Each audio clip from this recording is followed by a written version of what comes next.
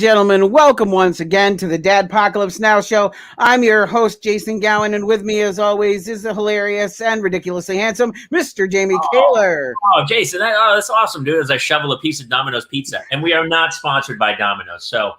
Not yet. Not yet. When we are, I'll go, oh, this is delicious. But for now, we got my kids, because I will talk about what I was doing. I was busy all day, so I just ordered my kids Domino's pizza, and then literally... It was like, this is just starch to just shovel in because I'm starving. This show is an exhausting process, so it is what it is. How was your week? Crazy. So I'm building a Murphy bed today. So there's a thing called murphybed.com, and so we have a guest room, right? Mm-hmm. And normally every parent out there knows, and I'd love to hear what people say. You put a guest bed in there, and then that room is basically useless. You try to put a desk in there, and you walk around. It's a little room, and there's like a bed. So we decided to get a Murphy bed. It folds down, folds up. It's amazing, and it goes up. So you can order this thing. I'm not gonna tell the company because we're not sponsored by them either. But you kind of construct it online, and my wife picked out the sizes and everything, and so they sent it to us. A 700-pound pallet. With, I'm not kidding when I tell you, thousands of pieces, bolts, screws, pretty well organized, but we even there's a spring mechanism. I had to take the actual 9 springs, hook them, bend the spring, put just on one side, 18 springs we put together. So it had a Murphy bed and 2 cabinets. We're not even at the cabinets yet. 9 hours. Today I started at 9 a.m. I ran to do the show.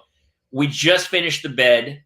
I made a friend who's a contractor come, and he's like, yeah, we'll knock it out in a couple hours. I was like, okay. And then he got here, and he says he's coming back tomorrow, but honestly, I wouldn't be surprised. You don't think he's coming?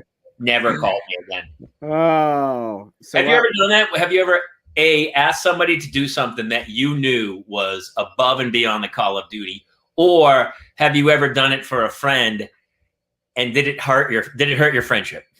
Did it hurt the friendship? Well, here's the thing. My ex-wife was a big and my current wife, and I myself am all big Disney fans. But my ex-wife wanted to go to Disney on Ice. And so like I didn't want to go alone. So I rooked 2 of my buddies who are not Disney on Ice kind of guys to go. And I literally thought that, like, if there hadn't been beer readily available for my friends, they would have murdered me right there in the arena.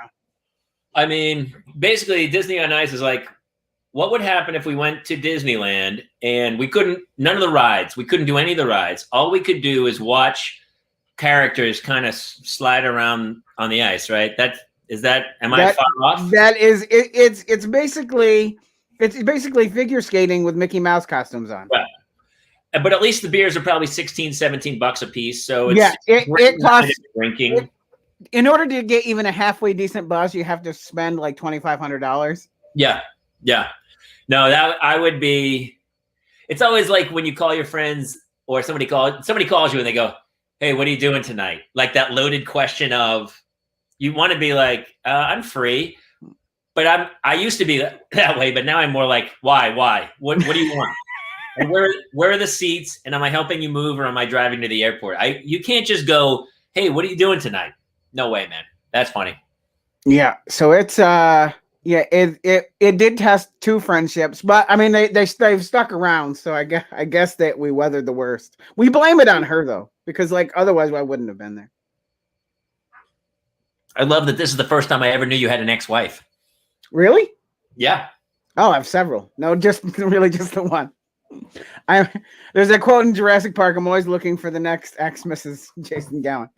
But this current one, she's basically close to sainthood because she puts up with a lot of bullshit here. Just an absolute, because she now has not only me, and our oldest son is her biological, my adopted, and he's kind of, since 10 months old, been my kid as well.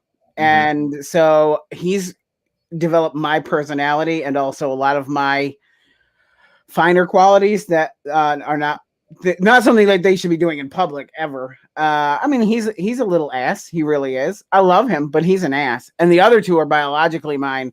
So there's mental illness there. Well, you and I talked about this before. Like, nobody told me that when you have twins, that when the egg splits, so does the soul, and each kid just gets half of a soul, and they're just really terrible children.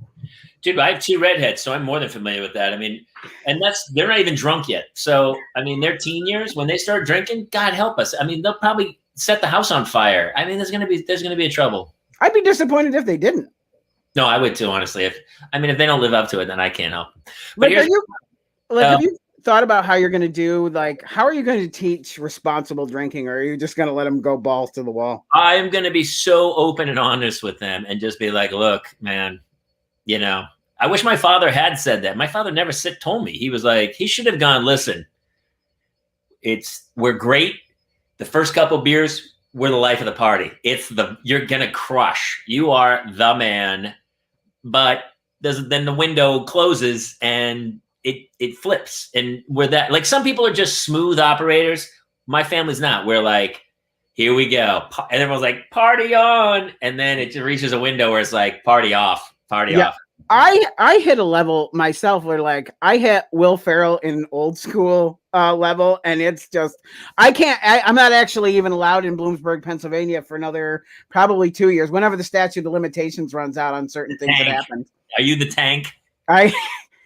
I was completely nude in their downtown running. I had ripped a rain gutter off somebody's house, and I was hitting random people on the sidewalk with it. And it's not a good thing. It's one of those things where you're like, but I love that you're comfortable in your own body, right? That's part of it. Like, sometimes you have to take a positive out of it and go, look, I'm comfortable with nudity. And sometimes that's a good thing. Absolutely. Speaking of people who are comfortable with nudity, our guest is here, ladies and gentlemen, from the ex-executive producer extraordinaire. He's been on he's been from Mythbusters, Car Masters, from Rags to Riches, Rust to Riches, Rocking Around the Christmas Tree, Tanked, and a million other. Oh, also 2 little things. One thing called Extreme Paranormal, starring yours truly, and Haunted Live, starring this guy right over there. Ladies and gentlemen, tonight's guest, Mr. Rob Hammersley. What's up? Hey, man. What is happening, my 2 old friends? Oh, man. Rob, it's been a minute. What have you been up to for the last 11 years? How is this not a ghost podcast? Oh, God, I can't do it. Well, I mean, in a way, it kind of is. We're ghosts of our former selves. So in a way, like, there's single happy-go-lucky Jamie, and then now ghost Jamie, and then pretty soon just dead Jamie. So it is in a way. Any parenting show really is a ghost show, Rob. Yeah. Listen, it's weird seeing both of you guys not terrified right now. Right? Or me. I was always like Robert Stack, like, tonight. You're going to face a dimension, a portal to another side. Could somebody you bet they could. You had something between a sneer and a smolder. It was like horrifying, but bachelor candidate. It's a smear. It's called a smear. Well, listen, before we start, I have 2 things to comment. The backgrounds on you guys. Jamie, you look like you have notes on the podcast, and Jason, you look like you're at Six Flags. That's his manifesto. It's this way. What is that, Jamie? It's my new album. Is it? It is, really. It really is. Work in progress. Yeah.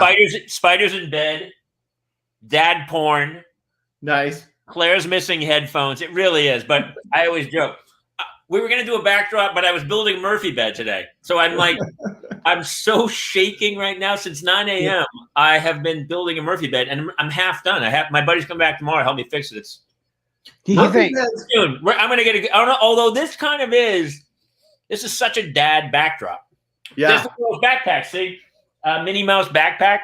Yeah. That's all. That's my Costco snack pile up there. I like it.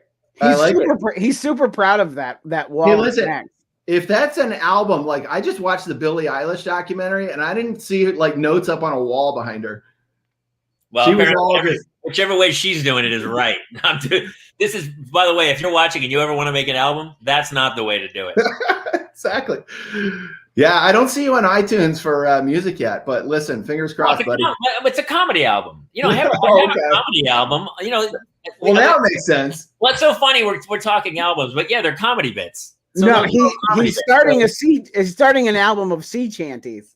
Well, listen, the other thing is like, the other thing is like Murphy Bed, like that's a recipe for disaster. Have you not seen like every sitcom from the 70s where like somebody gets like flopped up into the wall by accident and then they full on Muppets? Couldn't get. We had two of us had to pick the thing up and slide it on, and then we couldn't get the bolts in. So my buddy went into the bed. I had to shut him in the bed, and he had to try to put the bolts in, dude. It's the biggest nightmare I've ever dealt with in my entire life. It's painful. I hope you have health insurance. Of course, I mean, at least for this year. Hey, so listen, last time I saw you and your beautiful daughter, we were all eating breakfast in Nashville. That's right. And she's awesome. And I love so many pictures of the two of you together doing crazy stuff. And so, I mean, that was the whole reason we talked about having you on, was the fact that you're the dad we all aspire to. You're like, that's thank you. And so, I mean, how do you juggle the whole thing? Listen, you guys know the drill. You try to be the cool dad as much as you want, and it just always falls flat. You know, you bring her to some big Hollywood set, you get her on camera, she goes in the live truck booth, all this stuff, and she's more interested in just like eating craft service, you know? In her defense, though, that was where I was most of the time. Dude, that's the only reason I got into acting. That was it, just for crafty. But listen, this is something she got me for Christmas, World's Greatest Daughter. That's my favorite picture, where I made her stare at me, the sun blasting right into her face. So she's here in spirit.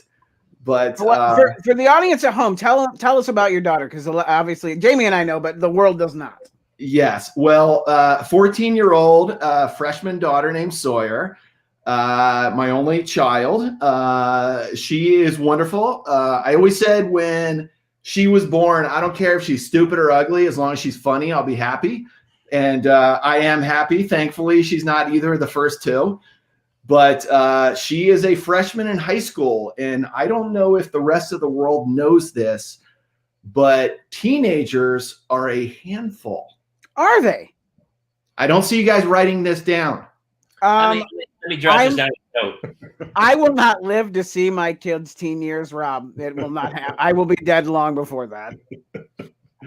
Listen, I always like to keep her in check, though. Right after we did Haunted Live, Jamie, I did a show called Haunted Towns where we traveled around the country.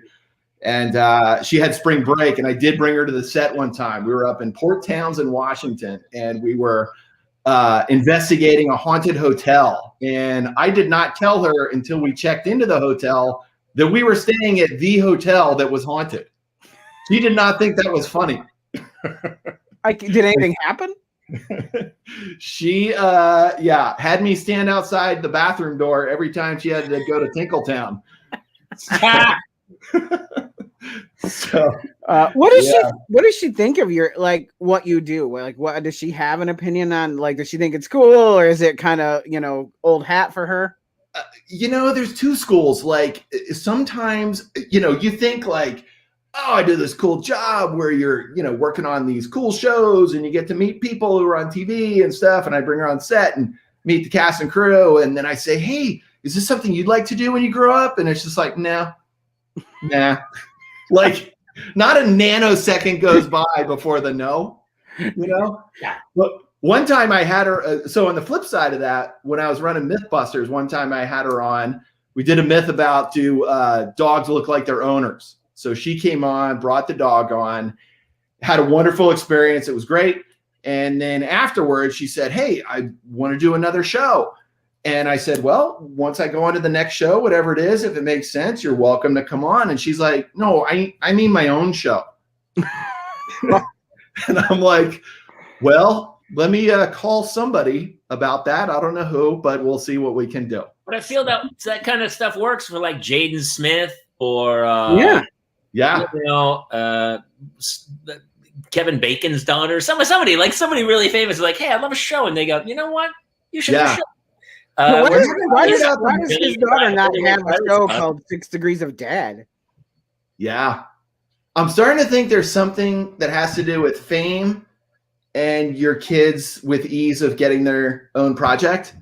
I don't know. I haven't done the math on it yet, but we should look into that after the show. Well, I can tell you that my television credits will basically get us as far as a library card at our library down the street. Dude, please, I have a lot of TV credits, and that's exactly how far mine will get me. So, hey, I understand that you are the king of pranks. Don't you pull off pranks all the time? Yeah, listen, most of them are at the expense of my daughter. And that's what we want to get to, because what we want is want to teach fathers a few pranks that will make them feel better and be able to sleep at night. Yes. Well, look, I would love to say that she loves these, but I don't know if I would be telling the truth. But here's what I can tell you, being dads, which you may not know yet because your kids are too young. The eye roll is the new laugh. You guys will get to a point, and listen, that's just as satisfying to me. But I've shown that up at her middle school to pick her up before when the bell rang with a World's Greatest Farter shirt on. I picked her up one time through the valet line on Mythbusters. We were doing a myth that had to do with the taxi cab. So we built out this whole funny Mythbusters cab. I decided to drive that to her school and pick her up, honking the horn through the valet line. Has anyone seen Sawyer Hammersley? Her cab is here. And she got in the car and she's like, "You're not allowed to honk in the valet line." Like, no sense of how great I thought it was. Oh, what did she say to you? Like, other than the honking, did she give you the cold shoulder the ride home? Like, how was that ride home?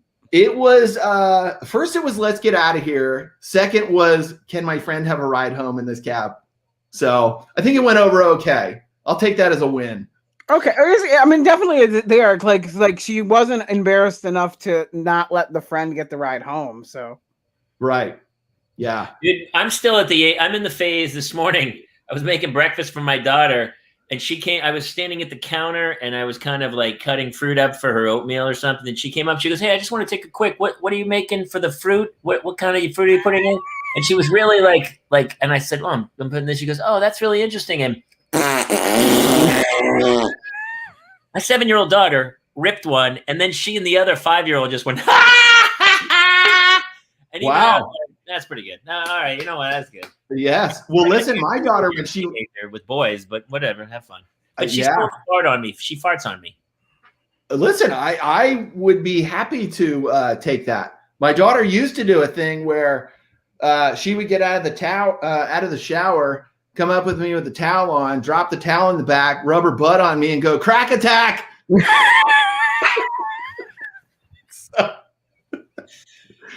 She's 14 now. I think that might be weird. But back then it was funny. It gets to a place where there's an ick factor. What, dude? I reached that early. Because remember when you're the little babies and you just jump in the tub with them and they sit with you?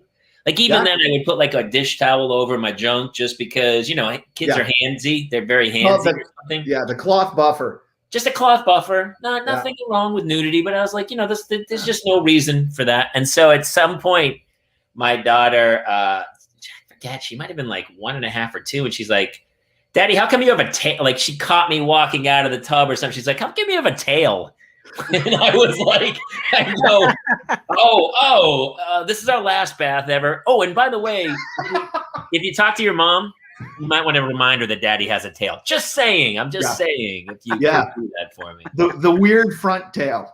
She goes, "Yeah, you want Daddy? Why did the tail?" And I was like, "Oh, nothing." Yeah, that's when you get to the distraction. Look, we should be more like France, where it's just like whatever. It's just Nick, but we're not. And I'm Irish Catholic, so I'm as repressed as anybody.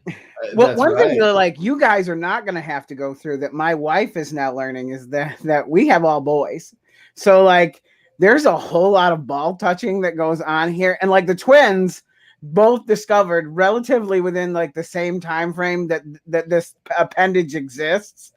And so we were changing the diapers right before bed, and they are just going to town, diddling business. And my wife is panicking. She's like, why are they doing this? And I was like, you think this is bad now? Wait till 13, 14. Yeah.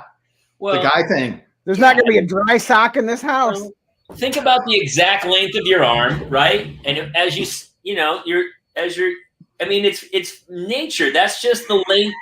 Your arms are that length. Why are they that length? That's not, we're designed. We're designed. It's not, sometimes it's just cover. It's just there, whatever. Jamie, you're like dropping science on us right now. Dude, it's all Da Vinci. It's the man. Right. This show is both entertaining and educational. Hey, Jason, when do I get my dad swag, man? I like your shirt. You want a shirt? I'll send you a shirt. I love it. So, Rob, we should talk about the fact that you just started your own production company. I mean, the list of credits is crazy.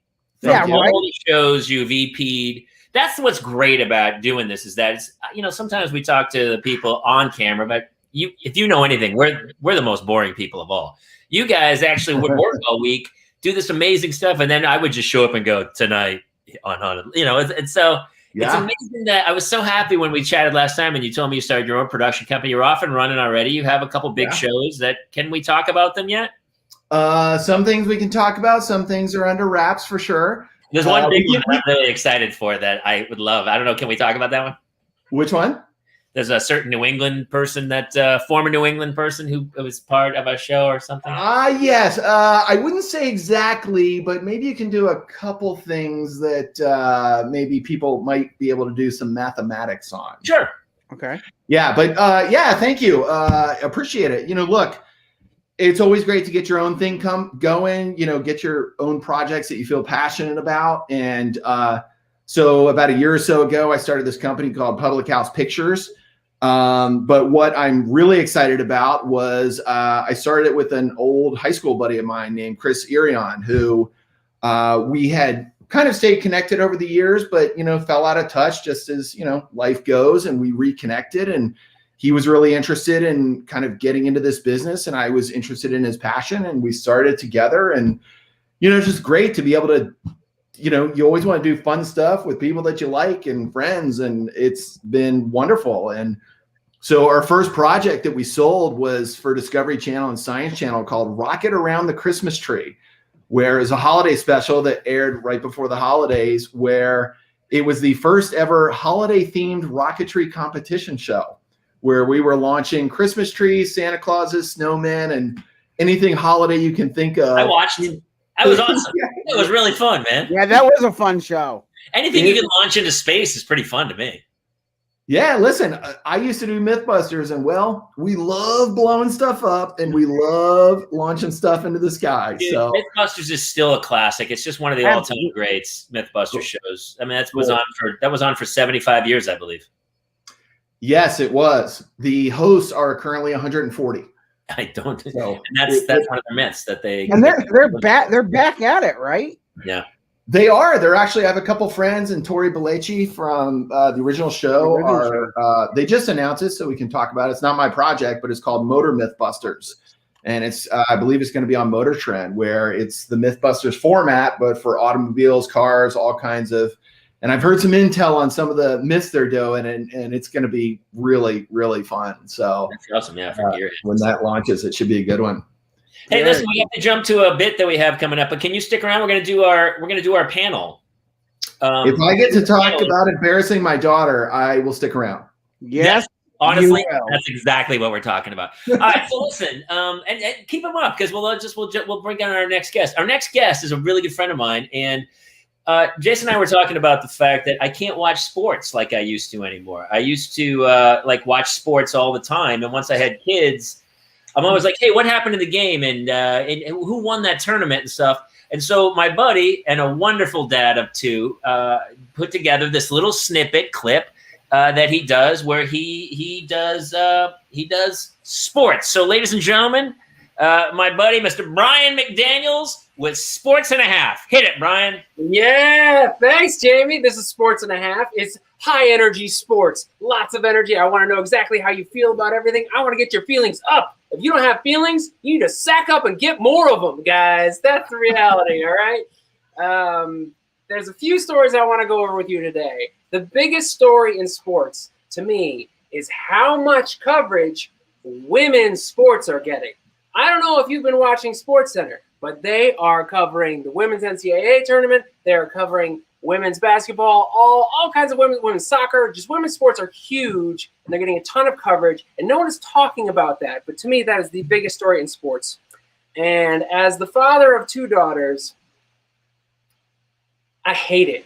I hate it. I hate it. I am so against it. How am I supposed to lord my superiority in the support I give women's sports over anybody else when everybody gets to watch women's sports clips every night? Boo! Sports and a Half. All right, next story. This is wild, okay? Taijuan Walker, pitcher for the Mets. Mets pitcher Taijuan Walker used blockchain to sell an NFT of himself at a price of 2.35 Ether. Wait, what? And I don't have any idea what any of that means. Sports and a Half. All right. Last story. This one's a little edgy, you guys. I hope you can hang in there with me on this one. This is Deshaun Watson. How badly does Houston wish it traded Deshaun Watson 3 months ago? Wow. Deshaun Watson, Texans quarterback Deshaun Watson. Scandal keeps spiraling. With at least 14 plaintiffs coming with harassment or sexual assault. Unbelievably, he has still demanded a trade. Just galling. Of course, he has expanded his acceptable destinations to any country with a non-extradition treaty. Sports and a Half! Sports and a Half! Brian McDaniel, everybody. Yeah. Well, I mean, the problem is he's already fished out Houston, baby. He's got to find some more turf to go.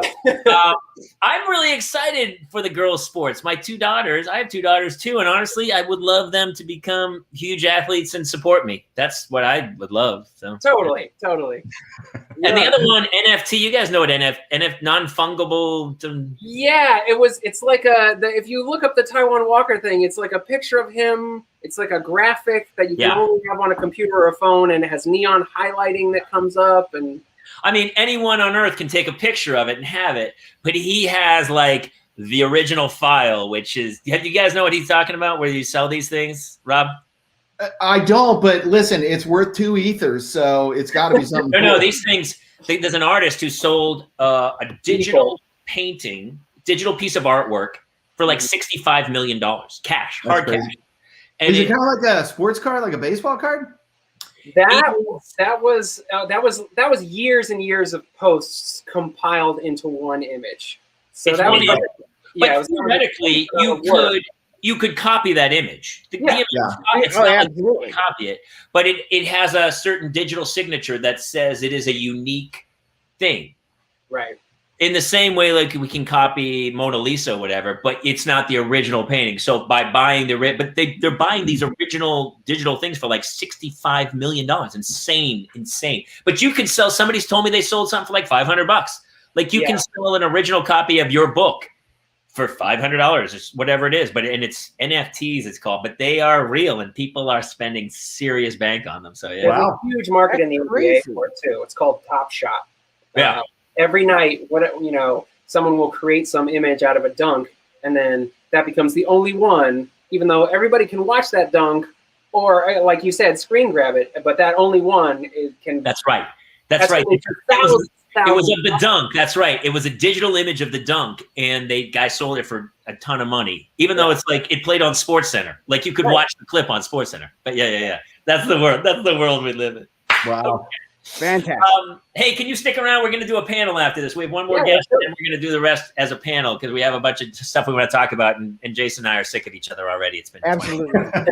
Hey, our next guest is a woman because, I mean, if you're looking at the frame, we're like, hey, this is way too dude. There's a whole lot of wiener right now. And honestly, I know we were kind of enjoying the first half hour of like, ugh, you know, we're not being yelled at or anything. But so we thought we'd bring someone in who could kind of steer us in the right direction and go, hey, remember your place. And so this woman, you know, anytime you fight with your wife, it's always like, well, you didn't give birth. Fine. Yes. Yeah. Yeah, like how long are they going to hold that over our head? This woman is one of my favorite comedians. She has a special out that has played You Did This to Me. She has a ton of stuff online, and we'll share some clips with her on stuff. But here she is. We have a bit called Go Ask Your Mother with Kira Soltanovich. Kira! Oh my gosh, Kira, you look wonderful tonight. Oh, thanks. Yeah, you guys are looking, you know. Yeah, no, we feel that way. Yeah, you guys put a little bit of effort into, you know, you got some. You look great, Jamie. You have a great personality. Oh, thanks. Honestly, over the last year, it's taken a real turn for the worse. I'm not going to lie to you. I don't know about you guys.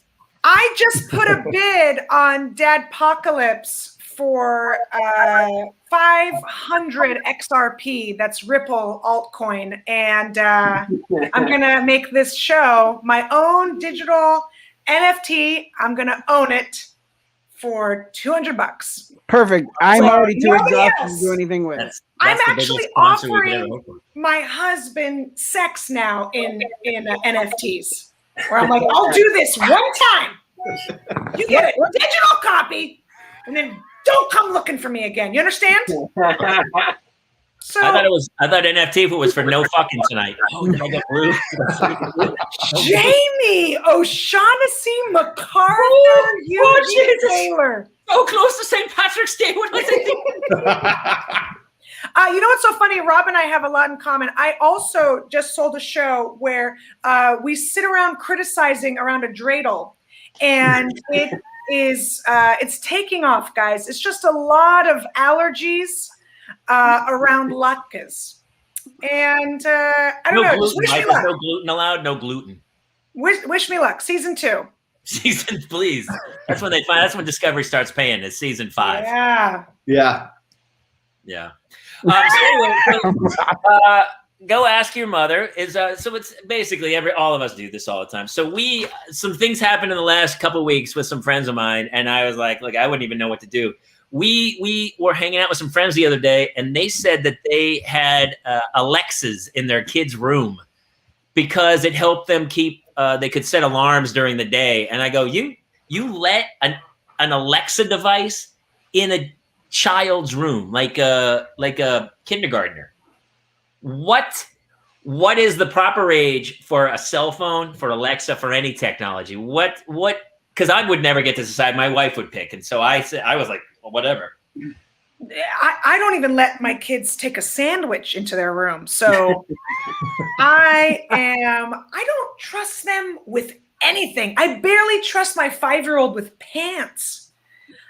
I don't know. I might have to say, go ask your father, because I don't think I'm the right person to ask. I'm very strict when it comes to all of that. First of all, as a Soviet, I don't want anybody listening to my conversation. So I've gotten Alexa in swag bags. I've been paid in Echo before. You know, you do a gig and it's for a fundraiser, and they're like, isn't the Echo part of like the Alexa thing? I don't know. Yep.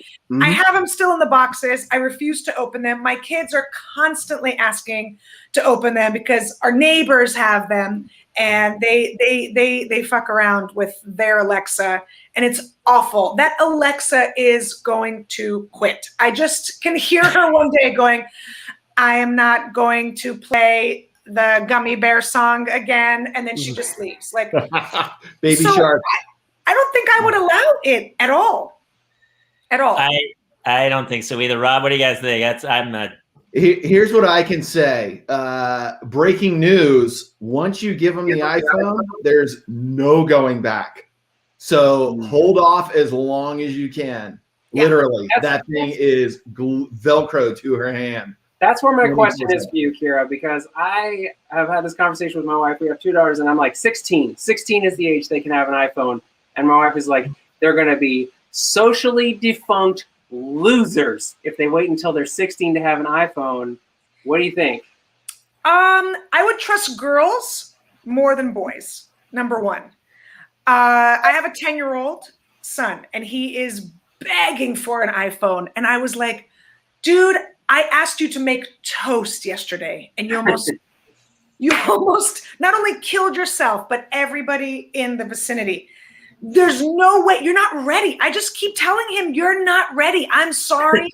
When you prove to me that you can be a decent human, because you're not right now. You're not.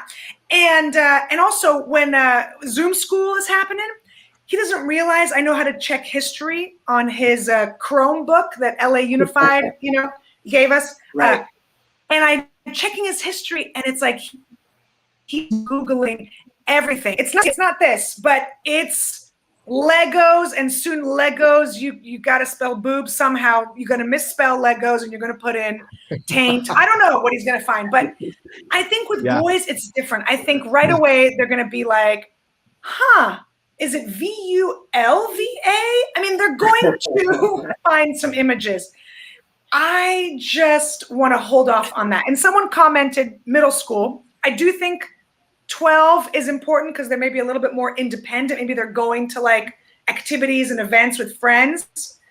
But then 12 is also when voters are strong. So I don't know. I don't know what to do.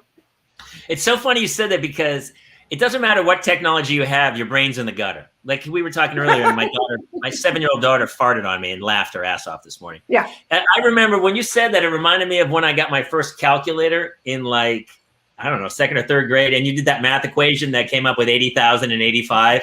And people would go, what? And you go, boobless. Yeah.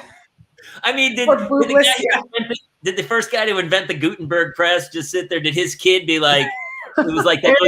Boobs. Gutenberg's kid like put all the letters together and was like, he printed it and twisted it and then printed it up and go, boobs. Yeah. Now, I took my kid to a skate park today. Yeah. And this kid falls. And I mean, his wrist is like dangling, right?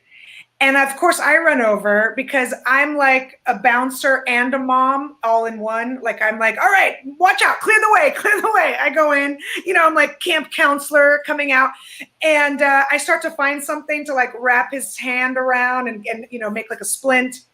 And I go, we have to call an adult. And I said, I'll call, like, give me your mom's cell phone. I'll call her right now. And he goes, it's in my phone. Dude, you need to memorize your mom's cell phone number. So he had a phone. He's like 12 or 13 at the skate park by himself. No adults. You got to memorize your mom's cell phone number. Yeah. You're 12. When my daughter was young, I was going to say, when my daughter was young and we go to Disneyland or whatever, I would write myself on her arm if she got lost, and she memorized it that way. Really smart. That's good. She got a poor. It was one of her few like not outstanding grades was does not know family's phone number, and I was like, you have to. My kids knew my phone number when they were 4 years old, and I think they still have my social memorized too, which makes me a little nervous. Jason's learning because Jason has the youngest kids of any of us. So yeah, this is funny. Hey, speaking of parks, we had a little incident happen this week at a zoo. Really, I think Jason has a clip of it, which I'm sure you guys might have seen.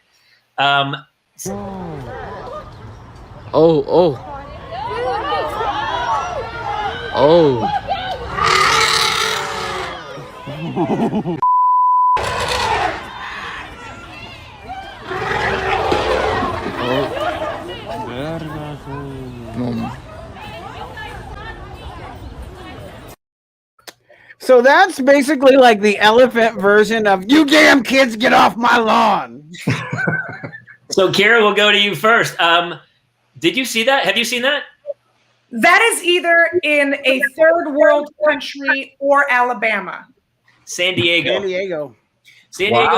Oh, you didn't see it? Oh, it's been all over the news. The girl, it's a 2-year-old daughter. the dude he went past the first barrier, then went inside the second barrier, holding his 2-year-old to take a photo. Somebody was taking a photo, and the elephant started charging. And when he went to run out, he dropped the kid out the fence, and then he had to pick the kid up to run away.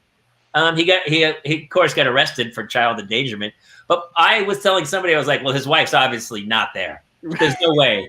That was like one day with the kid for the month. It probably his last day in his life with the kid. But Yeah. what would you do if your husband did that, Kira? Well, here's the thing. I would put him in jail. Well, I would be in jail for murdering him. So he would be dead, and then I'd be in jail, and our kids would just, have to go live with you. You have a nice house, Kaler. No, he would not survive that. It's nice. I know you've been doing construction.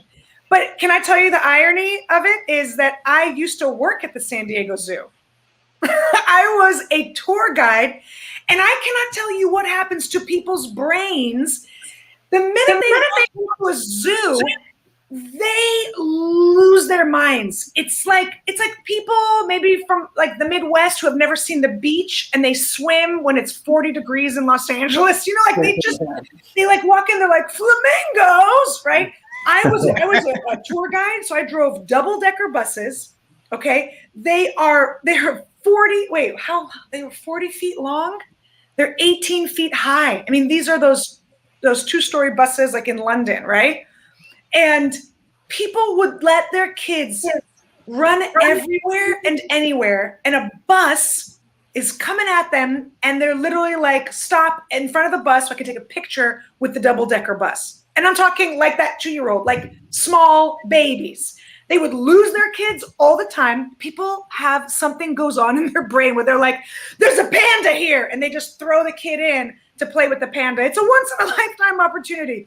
So I hope that father, just like temporarily lost his mind.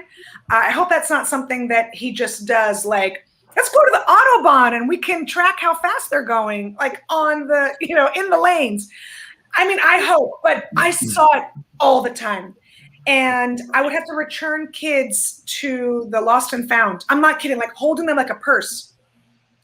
Lost kids all the time. So that's just funny that's at the San Diego Zoo.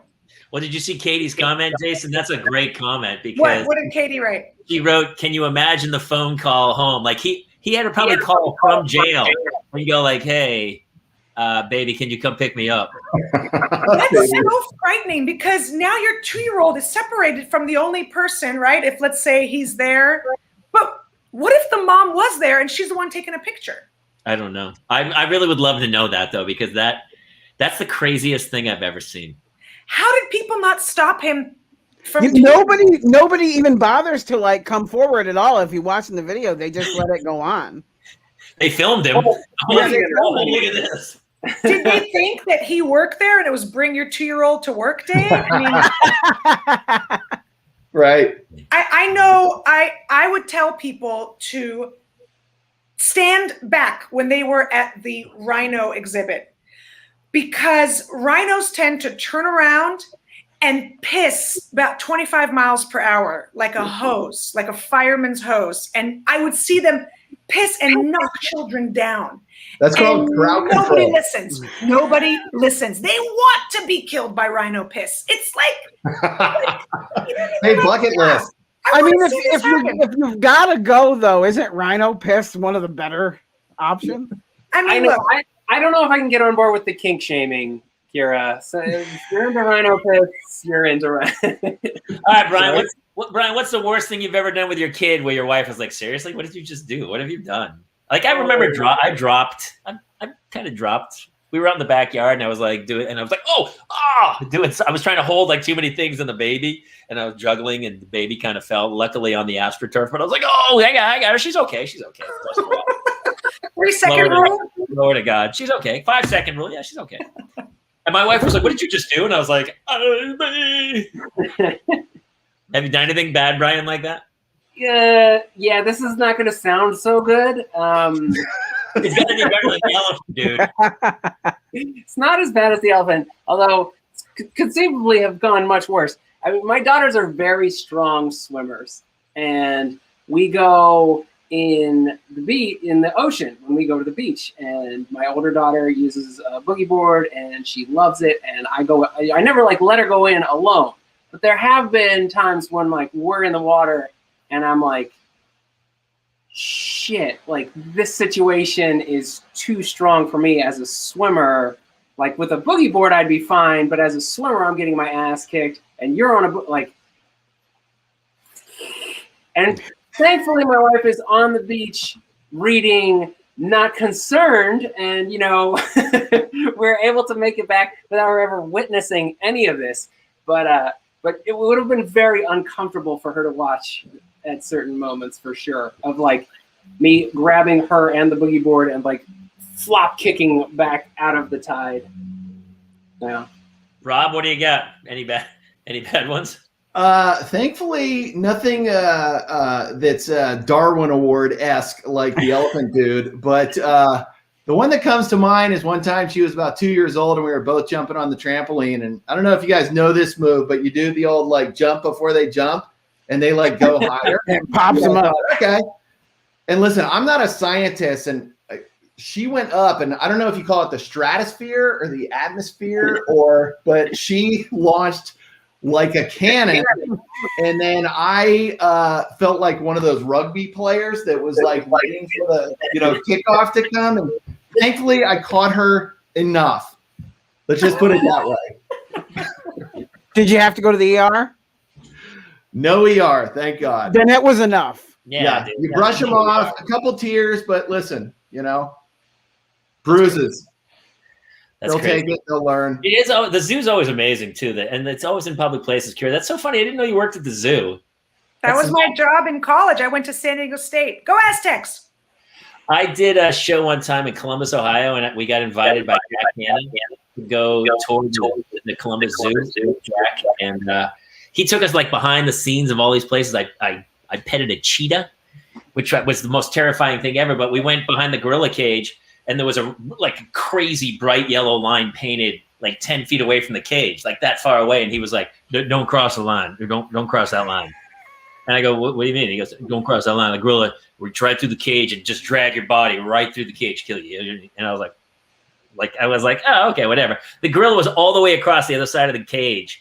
And so I was like, I did not cross the line. I didn't cross the line, but I just stood there for 1 second and I watched the gorilla, and it was like the Flash. Like in one leap and bound, he got to my side of the cage, which was pretty far, and the arm came all the way through the cage and was like, I was like, oh!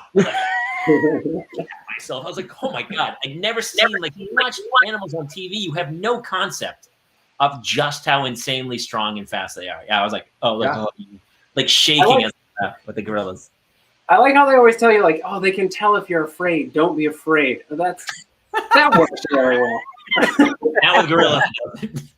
He looked angry. He looked very angry at me. I love with bears too. They're like, get large with bears. Right. Yeah. That's the last thing I think of when, like, if you're ever in a situation where a bear is standing in front of you, the last thing I'm going to think is get large. I'm going to just cover my face and hope that this survives. That's crazy. Well, that's it, I guess, for our panel. We didn't really have anything else for you guys. Hey, I wanted to give one little quick credit to all you guys of what you're doing right now. Kira, I got to do your wonderful show, Let's Get Sweat. Is there a new season up running now, or are you just kind of going episode by episode? Yeah, so I'm going to rework it due to COVID, because we shot right before. It was November 2019. We shot that. That's so crazy, because it does. I mean, the last it doesn't feel like it. Ways feels like 12 years, but in some ways it feels like yesterday. It's been like a weird time capsule thing. It's very strange. And so then all throughout 2020, I was like, how am I going to do this? How am I going to sweat with people in basically a phone booth? And for you youngsters, Google phone booth. Like how, people aren't going to want to do this with me. So I've been reworking it, and I think I figured out a way to do it, but people can watch the shows on YouTube. It's called Let's Get Sweat, but I'm going back on the road. I know. I saw that too. Where are you heading out to? So in a couple weeks, April 8th, I'll be in Las Vegas at the Trop. So I'm headlining the Trop. And then I'm going to be out in Phoenix, and then the Alameda Comedy Club, and then Zany. So just go to my website, kiracomedy.com. I love it. Brian, you got some stuff there, or you're still in pandemic mode with us? I mean, I got the sports and a half stuff going, and I'm doing some stuff like Rob. I can't talk about it. A couple pitches. We'll see if anything takes. He's doing much better than I am, but also the last thing, dude, my kids finally went to school for the first time this last week. I was homeschooling my kids for a year. It's been insane. That's why I'm writing my manifesto, my anti-technology manifesto. So yeah, and I'm starting to hit the road a little bit too. I'm in San Diego in a few weeks and stuff, and it's finally started. Do you guys feel like there's light at the end of the tunnel a little bit? Yeah, or absolutely. A train coming at us. What's happening? It's starting to, yeah. Although you hear in Europe, there's like shutdown still happening. So who knows if they're having a weird wave? But it's great to hear that the road is open for you guys. I feel lucky that I had two kids because they kind of kept each other company. Even this week, my one daughter's back in kindergarten, and so my other daughter will drive with us. She goes, "I want to go." And then the whole ride home, she's like, "I miss Claire," because they were cohort buddies in this pod forever, and so it was kind of they're going to always have that, I think, together for the rest of their life because they kind of were in the igloo for the whole time. So I just feel like it's so important to get back to school.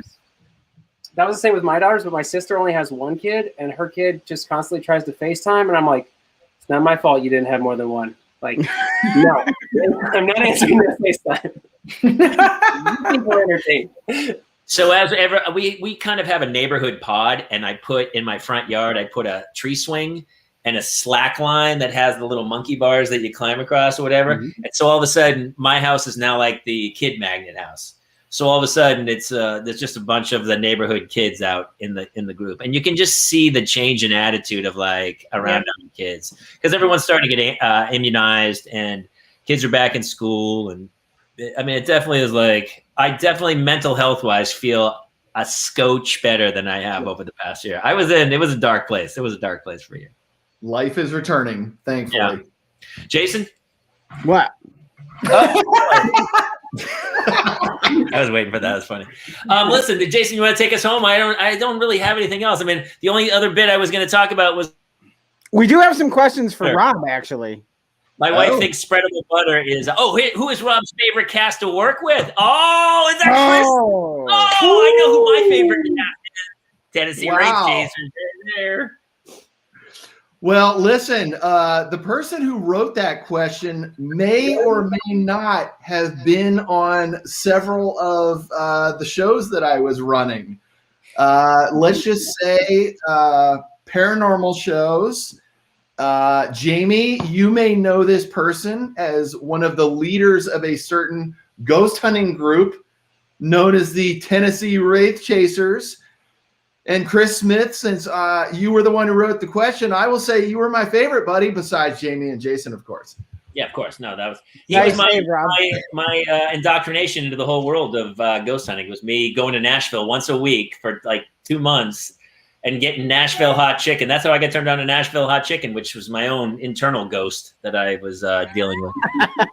But that's awesome. I love Chris. I miss those guys. I got to get out to do Zanies. That's Zanies. It's so funny, Kira, too, because the clubs are open, but they're at like a third or a half capacity, and they're starting to blow up a little bit. So hopefully in the fall, we'll all be back out. But yeah. But consider it this way: you'll be selling out. We have another. You know what? I already thought about that because La Jolla Improv, it's only like a parking lot show, and I'm like, I think I can sell that out, man. It's like 12 people. How did Rob handle animal issues while working in the jungle each day? Says Koral. Yes.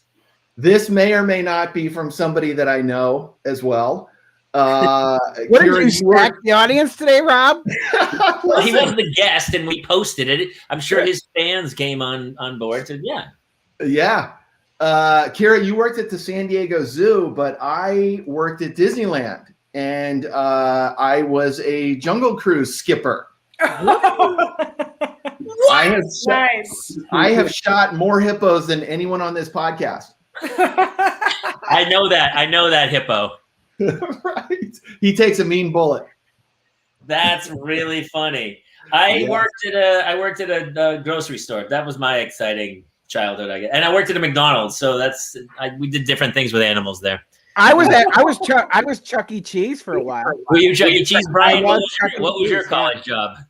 I worked in construction a lot in high school and college. Not any skill, just like carry these bricks, carry these boards. Just actually, Brian's first Hollywood job can take us out tonight because Brian was a big TMZ guy. He was in the TMZ room. Tell us some TMZ. What was it like when you first got here and you were like, "Holy cow, we got Joe Pesci at Mr. Chow. What's happening?" What's funny is the very first. I wasn't hired to be on camera. I was hired as an editor, and I had this giant fro, and one day they had a clip of a soccer player, and they knew I was into soccer, and I happened to be wearing a Mexico soccer jersey that day, and like a red headband with a giant fro. Like, you couldn't have cast soccer lunatic better. And so I went on, I pitched the clip, and then from there, I was on every day for 8 years. And, that's insane. That's such a great story, dude. That's so funny. What's the best celebrity craziness that you had in the whole time? And this will take us out. I think we're almost out of time. Yep. Well, she's back in the news again as the Paris Hilton when she was at the nightclubs every night. That was very, very entertaining. She was a very entertaining character. One time, her and like 8 people got into a Maserati. They like jammed into this car, and instead of reverse, she just goes forward out of the parking space right into a semi. And like, it was only like 2 miles an hour because it's right in front of her. But it was just like insanely dumb, and just like this is the height of dumb debauchery. This is as wild and stupid as it gets. But I'm sure she got out of it, walked over to a Maserati store and just bought it on the Maserati. Like, that's the beauty. Almost, my kids are exactly the same, just not at Maserati level, but with like American Girl doll, where she leaves it out on the front lawn. And I go, "Hey, that doll was super expensive." And she goes, "Well, we'll buy another one." And I go, "That's not the right answer."